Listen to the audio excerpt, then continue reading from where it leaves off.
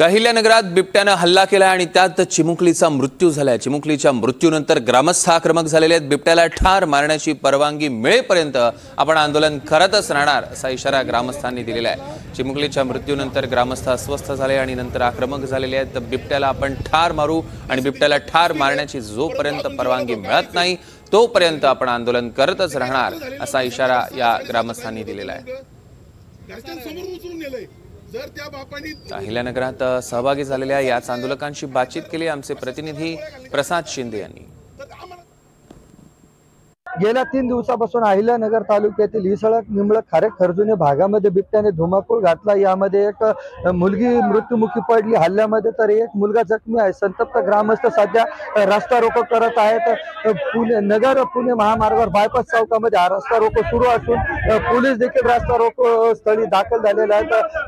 गावकरी संतप्त झाले असून ते आता सध्या आक्रमक झाल्याचं पाहायला मिळतं।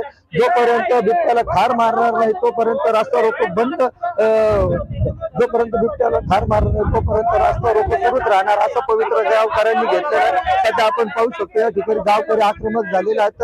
पोलीस प्रशासन त्यांना समजूत काढत आहे। आपल्या बरोबर काही ग्रामस्थ आहेत, आपण त्यांच्याशी बातचीत करणार आहोत।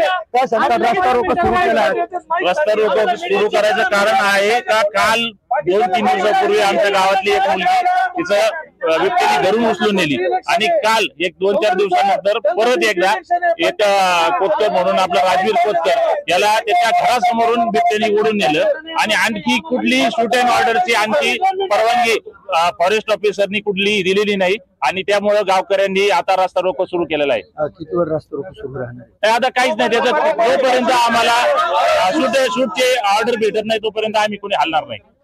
एकंदरीत जोपर्यंत बिबट्याला ठार मारण्याची ऑर्डर येत नाही तोपर्यंत रस्ता रोको सुरू असतात असं ग्रामस्थांचं म्हणणं आहे। प्रसाद शिंदे, NDTV मराठी, अहिल्यानगर।